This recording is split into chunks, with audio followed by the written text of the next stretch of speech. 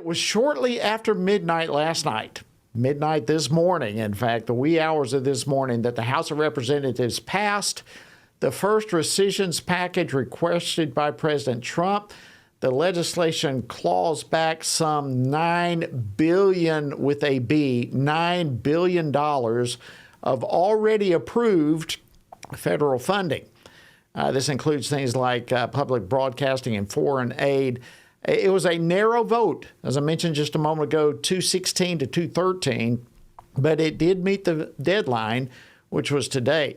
Friends, this is $9 billion is a lot of money, but it's not a lot in the big picture. But this is the first time in decades that a president has successfully been able to get a rescissions package through Congress. And so will we see more coming? You just heard the speaker say that we will.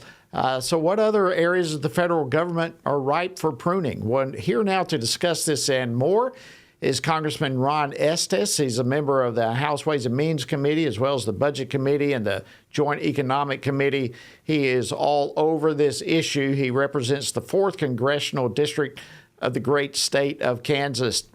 Congressman Estes, welcome back to Washington Watch. Always a pleasure to have you. Well, great, Jody. Thank you for having me on.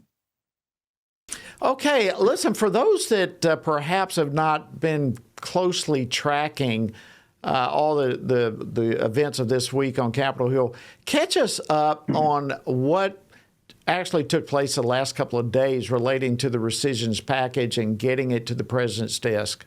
Yeah, as you highlighted, obviously there's a lot of work we need to do. $1 out of $5 that the federal government spent is borrowed. So we've got a lot of things we need to look at.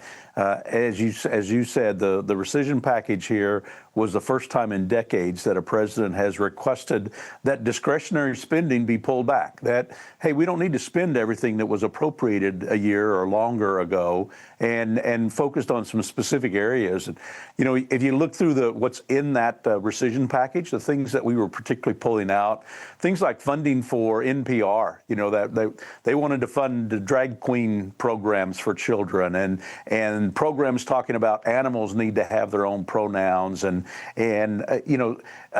PBS had programs talking about white privilege, and we all heard earlier this year all of the horror stories coming out of the USAID in terms of the money that was being wasted around the world.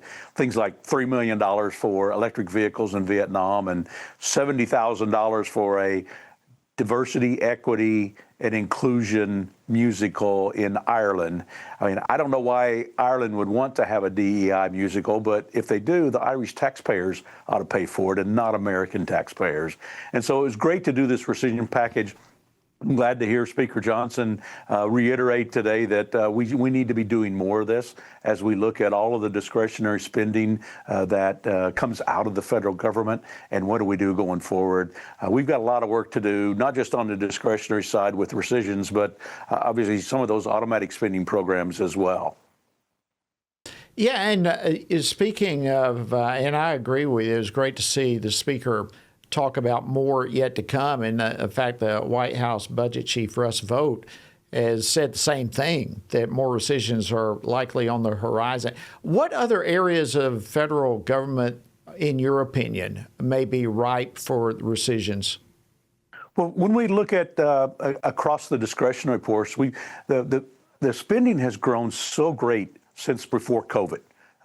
If you look at going back to 2019, our tax revenue has gone up. It's gone up 46% or so. So we've got a lot more tax revenue coming in after we passed the Tax Cuts and Jobs Act in 2017. But what we've seen is spending's gone up 70%. Now, some of that was some temporary spending, or should have been temporary spending in COVID, but now it's gotten baked in and continued on grant programs and other areas across multiple programs.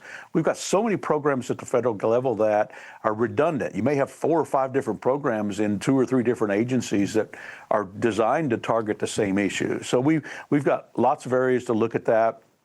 Doe's group did a great effort earlier this year in identifying some of those areas, but we need to have a constant look at that in terms of where do we spend money, where should we be spending money, and does it make sense to spend dollars at this point, particularly when we're borrowing $1 out of $5 that's being spent.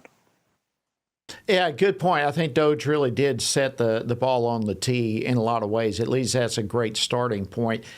Switching gears somewhat, I'm sure you probably saw the new poll that Democrats have literally hit rock bottom, all-time low for favorability among voters. And yet they're doubling down. They're blasting this one big, beautiful bill and think somehow they're going to use that as an instrument to gain voters. What do you make of their tone? It just seems, are they tone deaf to what the American people want?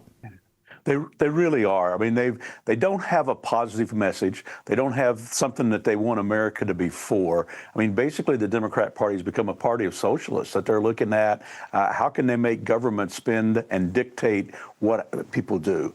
You know, you look at, for example, we look at the One Big Beautiful Bill, and I could talk about so many great provisions there in that, but their message out of the One Big Beautiful Bill that they opposed was because they wanted to make sure illegal immigrants got Medicaid. And they wanted to make sure that people didn't have to work at all for the Medicaid dollars that were being given to them to provide for their health care, even as little as 20 hours a week, working in a job or getting an education or even in a volunteer role.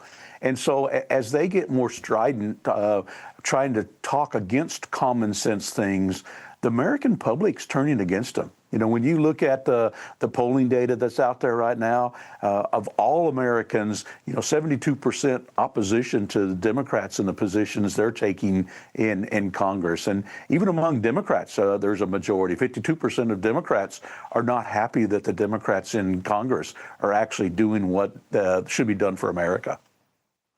Yeah, it's really, it's amazing that they keep doubling down on the very things that are getting them in trouble. Hey, but more power to them. Listen, you wrote an op-ed this week that I thought was great regarding the One Big Beautiful Bill. Tell us a little bit about that. Yeah, we've talked a lot about the One Big Beautiful Bill. There's just so much positive things in there. A lot of it was centered around the tax provisions that we needed to extend after 2017 that were going to expire this year. And there was also provisions around border security and defense. But if you really peel some of the layers back and look at some of the details, there was a whole lot of pro-family, pro-life provisions in there. And what we were wanting to really do was make sure that, for example, Medicaid money was used not by Planned Parenthood to provide abortions. I mean, we should have Medicaid to actually help people preserve and protect life and not end it.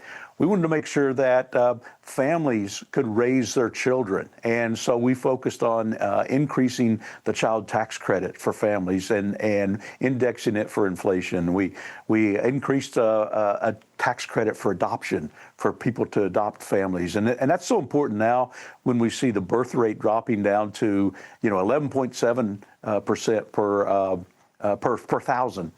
And so, we need to have a continuous growth of population to make sure that America continues to grow.